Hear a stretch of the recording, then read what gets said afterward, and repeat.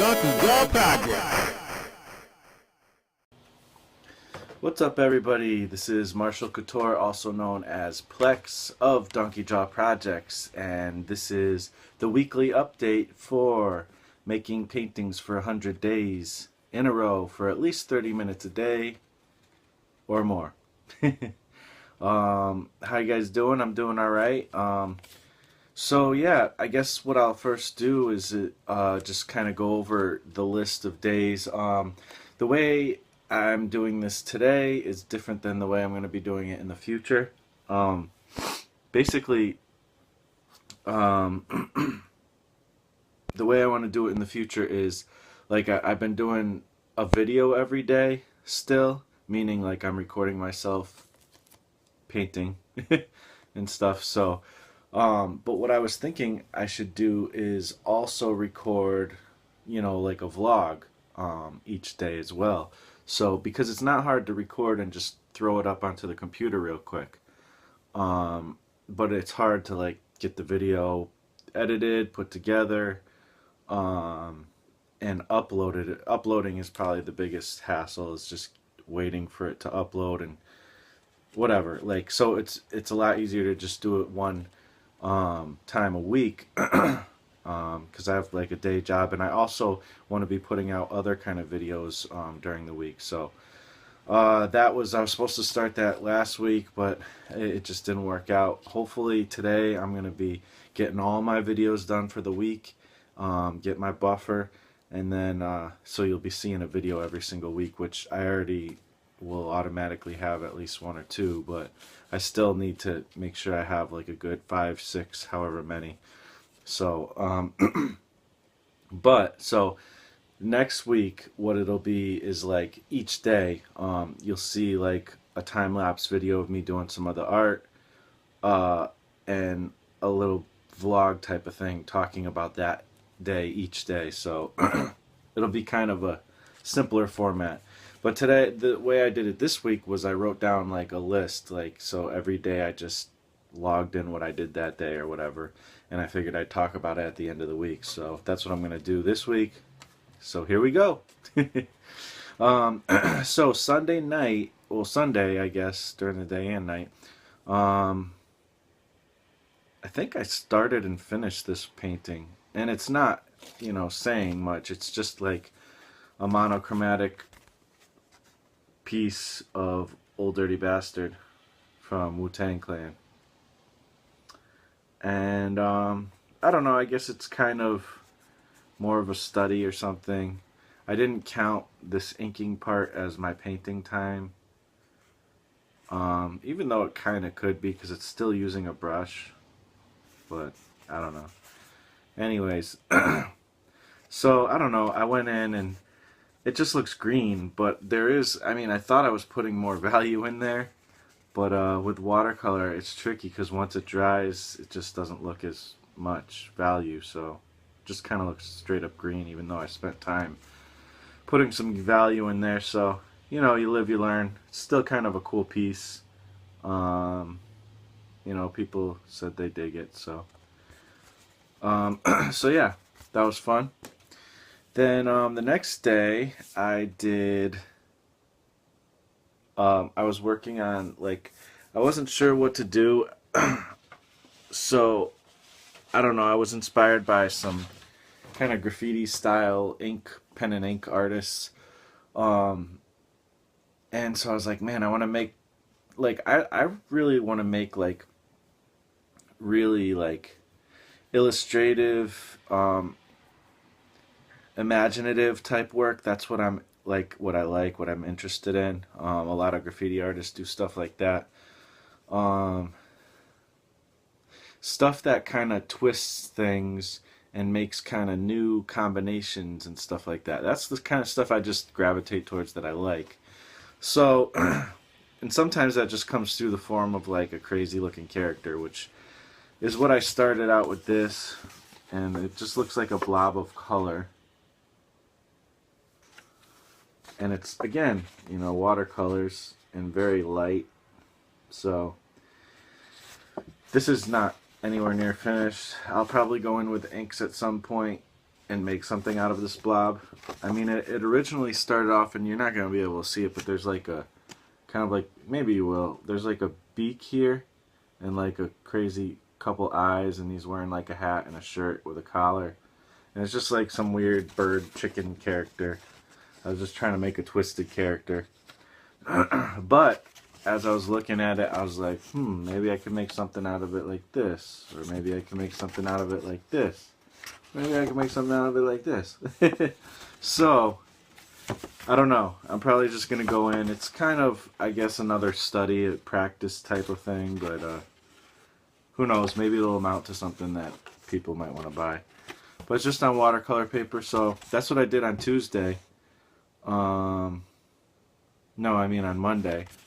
I didn't love where it was going, so I just kind of put it to the side and like I can come back to it later. Same thing that I did with these two. You know, this one's the RZA one from RZA from Wu-Tang. You know, it's coming out okay. Trying to push those darks and stuff. But then I just got to a point where I'm like, I'm not sure if I want to keep going on this. I don't know if I'm doing it right. I don't know. It's kind of coming out cool, but we'll see. I'll probably go back to it at some point. And then this is just a piece I sketched with charcoal, I guess, of Guru from Gangstar. And I don't know. Just kind of, I'll probably go in there at some point. I already like threw like a matte spray finish on it, so that I can paint over it and it won't smudge. So it's ready whenever I'm ready. But I don't know. I thought it would be cool to see what it's like to paint over something this dark. And I won't be using watercolors probably, because I don't know, maybe I will. It's kind of cool sometimes when you see the drawing underneath, especially if it's intended that way. So those are some other work in progresses. I like the fact that I'm okay with having some works in progresses for now. Well, not for now, but like now, instead of like freaking out. And I just realized I happen to have this sitting here, just like a plastic bag and backing board for comics. I have like tons of them because I've either bought comics or people have given me comics, and you know, they're always on them, which I always take them out. I don't care about the bags. I'm not trying to make money off of them. But I just realized these could be good palettes. I always keep them because I'm like, they're gotta be good for something someday, you know. So hey, those will be good for mixing paints on. And then let's see. So that was on Monday that I did the watercolor bird weird thing. And then the next day, I just spent some time prepping other boards, and I already had prepped, like with primer, a bunch of boards. I just spit on one. Nice. But then, you know, on Wednesday or Tuesday, I prepped with, I just worked on some color backgrounds, basically, that I can go over and create something cool on. These are all palettes. I think these bigger ones I already had, I can't remember. But these are all palettes for the most part that Dee Dee Willingham sent me. You can check her out on YouTube, and Dee Dee Willingham is her name, so you'll be able to find it that way. I want to say I'll put a link, but will I is the question. I hope I will. It's not because I don't want to, it's because I freaking forget sometimes, and it sucks. But I'll try to put a link. But anyways, so let's see. Yeah, so I just prepped these, and then I went over them. This is not how they looked on Wednesday. In the end. Oh, I mean on Tuesday. See, that's why I got to do these day by day from now on, because I'm like mixing them up because my memory isn't that good. And at least I have a list, but it's hard to remember. But anyways, So I actually went over these a couple times. So like this isn't exactly how they looked on Tuesday, but that's how they look now, and I think they're looking pretty good. Basically, they all had like this red and green thing going on, kind of like this one. That's the only one I kind of left with that, which is cool. It's complementary colors, and I'll get into something with that either later too. But then as I was the next day, I learned on Wednesday color theory. I went and like relearned a bunch of stuff on color theory. I've learned a bunch of stuff before, but you know, it was mostly in high school, which is like 20 years ago.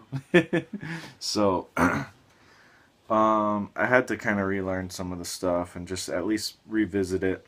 But I realized that the backgrounds I had colored is kind of going to make it difficult to paint. I mean, I can paint over it, and you know, that's the cool thing with acrylics is they can be opaque. But you know, it's kind of better if I already set it up, so there's kind of more one color in the background, and then I can kind of work back and forth with that and kind of create some kind of color scheme, you know, with that. But I did like this one with the red and green, so I kept that one for now, but who knows, I might paint over it. But anyways, so I worked on that on Tuesday. Wednesday is when I started like looking into that color theory stuff, which is I found out that one really good way to get inspired to do paintings is to just look up tutorials on color theory, um, check out examples and stuff like that, because that's where a lot of inspiration comes from. It's like, oh man, it shows you like your options of what you can like do, and how you can make paintings look cool, um, and all that. So that was cool. I also, on Wednesday, the painting I did was I laid down the foundations for this painting, which I'm calling Honorable Profession. And you can see it says, I draw pictures. So, I mean, this is finished. This is basically what I worked on from Wednesday to Friday. Um, so, I don't know. For some reason, I just kept going with this one. You know, I could have jumped back and forth from other paintings, but I just kept playing around with this one for some reason. So, this one is I'm calling this finished. Mainly because I don't really know where else to go with it, because I'm a novice painter, I guess. So I like how it came out. When I first started again, I kind of knew that I was gonna do this, but the background was that green and red thing again. So I kind of went in and put some yellows in, and now you can't see it because I painted over it, but there was like yellow drips coming up this way. And it wasn't so green on the top edges and stuff. But, you know, the idea behind this is, you know, us as illustrators, a lot of times, you know, the art of illustration isn't really super respected or whatever. And so, you know, it's always awkward, you know, and I kind of put the party hat there. I don't know, I just thought it was a funny little thing, but as I thought of it, I was like, it came from a sketch I did while I was waiting for some stuff the other day. But I don't know, it's just a goofy thing to put the party hat on there because he's so like depressed and stuff. And then it just like that little whimsical thing makes it like kind of goofy or whatever, but serious at the same time. It still isn't like tilted up, and I don't know, I just thought it was kind of cool. Um so kind of the idea is like, you know, when you're talking to family, like you might be at like a kid's birthday party or something, and or maybe it's a place you haven't been. Maybe it's your girlfriend's family or something. Who knows? And you know, the question always comes up. So what do you do? You know, everybody asks, what do you do? What do you do? Like that's the main question, and that's how conversations often get started. And you know, for the illustrator, especially if you're a professional freelance artist type of thing, um, you know, you hang out at home and make art. That's what you do, and it's like people don't get that, and people don't respect that, and artists tend to have low self-esteem. So that's kind of just expressing that, that kind of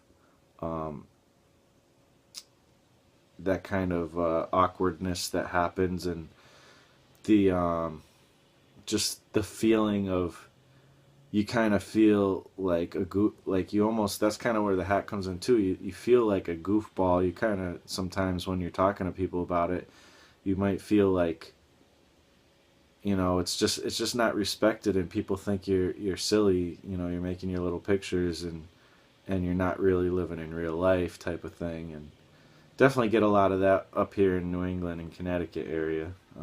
That's the general vibe you get from people sometimes. So fun, but I don't know, just an expression of that, and kind of just a goofy picture at the same time. So let me know if you like it. Probably put all this stuff up for sale at some point. So I don't know. I don't know if anybody will buy it or not, but so I finished that. I was doing that Wednesday, Thursday, Friday. And let's see. Thursday, the thing that was cool about Thursday was I was doing this painting while talking with Kevin Cross, Scott Circlin, Johannes Wick, I think, was there. And Michelle, I can't remember her last name. But yeah. It's hard to remember because we also have had like some Skype chats and things like that. But yeah, I'll link to that. So I got a link to Dee Dee, and I got a link to the 100 days chat video that Kevin Cross did. I mean, you probably already heard of it. The links have been already thrown around. It was on Kevin's channel. Everybody watches Kevin's videos. And Peter's been talking about. Peter was there too. Peter Palmiotti, obviously. So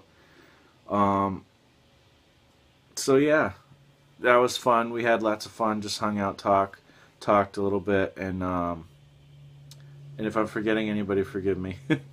But I'll put the link to the 100 days chat video on the video in the show notes or whatever. So that was real fun. And then yesterday I just sat down and I was like, I want to like kind of, just do the 30 minutes today, because it's like, I just have stuff to do. I had to like do some housework and whatnot and make dinner and whatnot. And then I just ended up sitting there for like an hour and a half and I finished it. So, that's cool. So I guess that's about it as far as like the days. Today I haven't done anything yet, but I'm counting, this video for today as well. Or maybe I won't.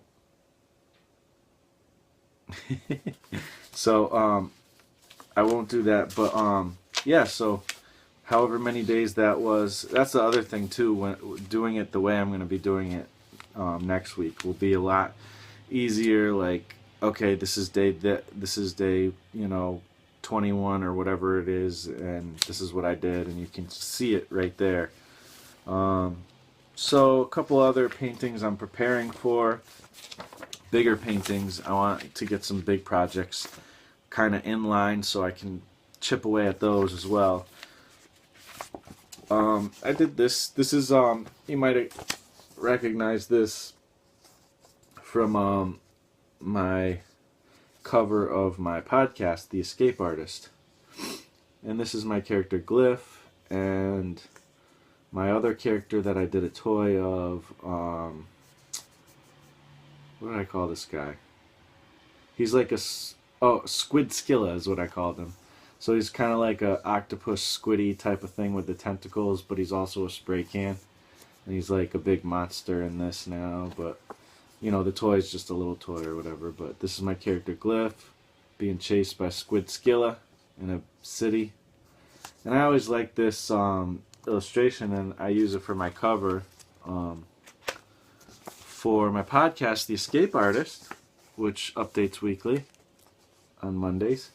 Usually get it done before Monday, but So I was thinking, a good place to look into where for like doing, what you want to paint or whatever is your sketchbook or past pieces of art. So that's what I was doing. I was going through drawers and looking through stuff, and I'm like, yeah, this would be fun to paint. So I photocopied a bunch of copies. What I should have done is made them smaller and like put like, I don't know, 9 or something on a page, and then I could, because I want to do color studies before I go into it and see what color scheme I want to actually do. So this one, and also this piece, which this piece was, and I got permission from him. This piece I commissioned, and this is just a photocopy of it, but I commissioned this piece from Jonathan Rector a while back with my character Glyph again, and then Tusk, which is like the big arch nemesis, like kingpin type of character that is in my comic Glyph. And as what normally happens, the person I commissioned to do the art drew my characters better than I can. So I asked him permission if I could like paint this. I mean, I won't paint on his art or anything, but I'm going to, copy it over onto another surface, a canvas. I can't think of words, and paint it. See if I can make it look cool. Here's the beginnings of one color study. What I realized, I started with markers. And what I realized is I don't have the colors I would want, enough colors to really do what I want. So I'm going to instead do these with watercolor. And they're not going to be super detailed or anything. They're just going to be like color splashes to get the gist of kind of what I'm thinking. So this is one I was thinking of doing like purples, like kind of that triad type of thing where it's like mostly purple and this dark maroon type of thing, and then they're in maybe browns and stuff, but then there'll be a splash of like yellow gold for like the crown and things like that. So yeah, learning about color theory, trying to figure it out. One thing that's weird is I really love and get inspired by color theory, and I was super getting inspired watching all these videos and stuff, and I'm like, cool. But then I ran into this other video with this guy, and he's like, the truth about color theory. And I'm like, oh boy, he's gonna like mess everything up. So I watched it, of course. And he's talking about the CMY color version of color theory. And he's saying that the complementary color, all the primary colors that we grow up and know and believe to be true, the red, green, red, yellow, blue, I think it is. Yeah, those are the primary colors. He said those aren't really primary colors. And he went through this whole thing. So I'm like, oh man. So I'm like, that just makes things so complicated. I mean, supposedly it's supposed to make it a little easier. And then he just went through all this stuff. So I don't know. I guess I should just stick with the typical way that people have always thought, as far as color theory, and I'll probably be okay with that. But it's like whenever you see something like, and you're trying to learn, and then somebody throws in a whole different monkey wrench, sometimes it screws you up. So I'm like, why did I have to even hear that? But it's interesting. It's interesting that the way colors actually work maybe are more in the CMY zone, the cyan, what is it? Cyan, magenta, and yellow? No, I don't know. Whatever. I don't think it's yellow. What is it? It's something else. But anyways, so it does make sense though the way he was describing it, and really interesting stuff. But I don't know. I maybe need to just stick with what I've always known to be the primary colors and work with that. But I do see the difficulties in using that too, because certain things don't really work the way you would think they would because it's not necessarily the right color wheel. So I don't know. So there's that. So I guess that's all I have to talk about today. Hopefully in this video I was able to throw in some time-lapse stuff. Probably not everything that I recorded because I ended up showing you a lot of stuff, so it might not work out so great. But we shall see. I'm going to go and edit that right now. So I'm looking forward to this next week. I'm excited. I got a lot of things in the works, and I'm going to be getting more things in the works. I'm pretty happy with my recording setup and everything. I kind of got this new setup, and it's keeping my computer desk clean and free while I have this other desk next to it where I can work and still kind of have my computer close enough, and I have the light set up and where I can put the camera. So I actually have a setup that I've used a bunch of times and I haven't changed for like 5 or I don't know, maybe even more, 7 videos or something.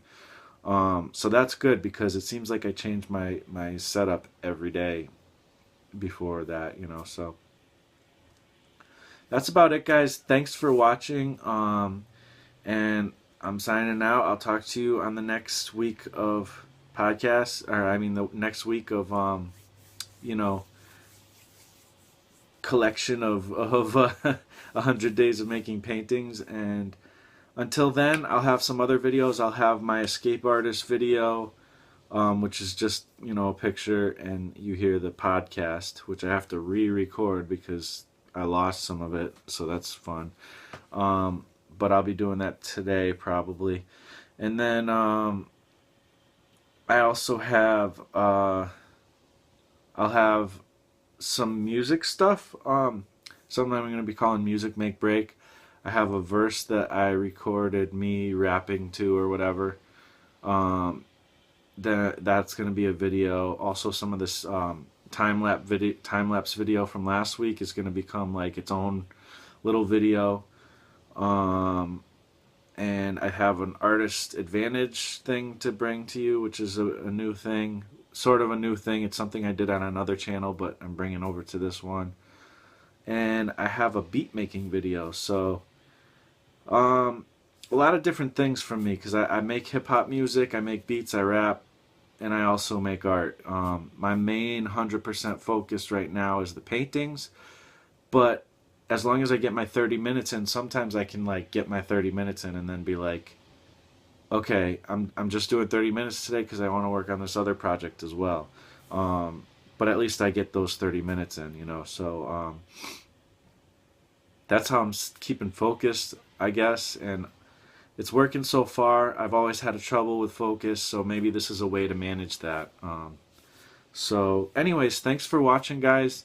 Guys and girls, you guys are awesome. Look for the links for Dee Dee and the Hundreds chat in the show notes, and I will talk to you on the next Making Paintings for 100 Days update. Peace out.